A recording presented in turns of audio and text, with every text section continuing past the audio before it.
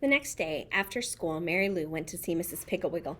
She took her best friend, Kitty Wheelings, with her, and Mrs. Piggle Wiggle was very glad to see them and showed them through her upside-down house and served tea and cookies.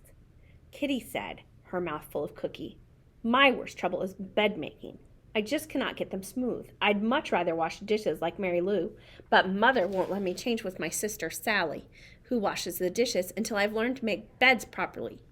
Oh, I just despise making beds."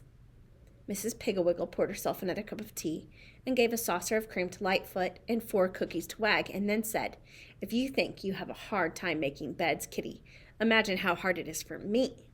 You see, the cruel queen sleeps in my beds every night and inspects them every morning. If she finds a single wrinkle, even one as big as a pin, she'll have me thrown in the dungeon. Come upstairs and I'll show you how I make the beds." They went upstairs, and Mrs. Piggle Wiggle threw the covers clear off the foot of one of her own beds.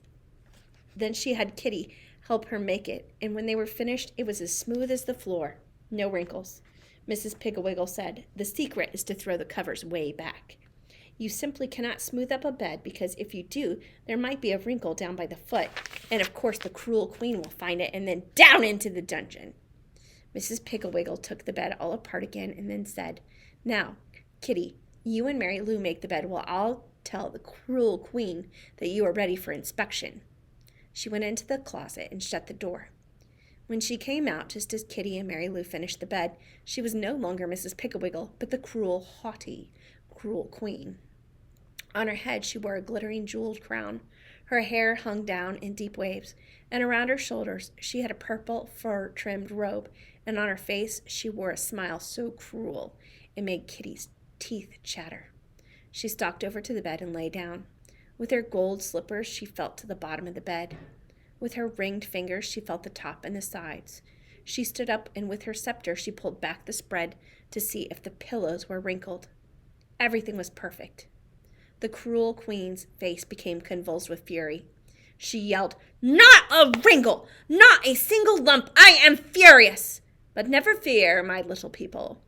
My day will come. Into the dungeon you will go. Come, my servants, we will go." And Mrs. Piggle Wiggle stalked into the closet. That was the beginning of Mrs. Piggle Wiggle's friendship with the children. The next day, Mary Lou and Kitty's little brother Bobby and Bobby's friend Ricky went to Mrs. Piggle Wiggle's for tea. And the next day,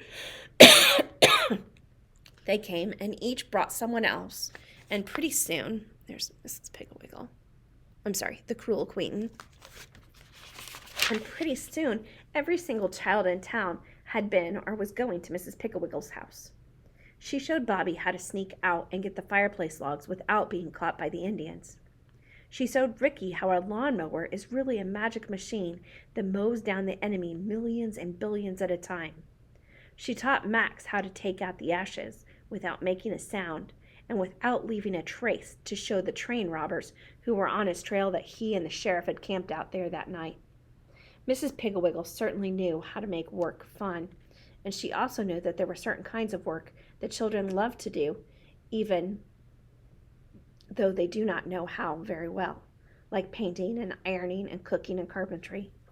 One day at Mrs. Piggle Wiggle's there were 2 little girls baking cookies, one little boy baking a pie and getting flour on the floor and eating most of the dough, a little girl ironing, in a very wrinkly fashion, all of Mrs. Piggle Wiggle's clean clothes, 4 boys with paint on their faces and feathers in their hair chopping kindling, 2 boys painting the doghouse, 3 little girls darning old pirate socks of Mr. Piggle Wiggle's, and pirates everywhere, digging in the backyard, shooting and yelling and running through the house, grabbing chunks of raw cookie dough. Mrs. Piggle Wiggle was sitting over in a corner of the living room sewing on doll clothes.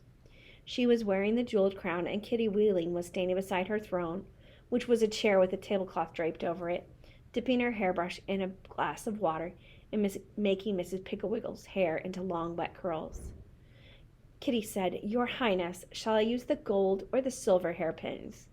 Mrs. Piggle Wiggle said, "Oh, yes, use the ones with the diamonds in them, hairdresser. They look better with this crown." Just then the telephone rang, and it was some mother wanting to know what to do with her little girl who wouldn't take a bath. And that is how Mrs. Piggle Wiggle got started with her wonderful cures. She told Hubert's mother about the won't pick up at the toys cure. Patsy's mother about the radish cure. Alan's mother about the slow eater, tiny bite taker cure. Anne and Joan's mother about the fighter quarrelers cure. Ricky's mother about the selfish boy cure. Mary's mother about the answer backer cure, and Bobby and Larry and Susan's mother about the never want to go to bedders cure. On Wednesday, we'll read the won't pick up the toys cure.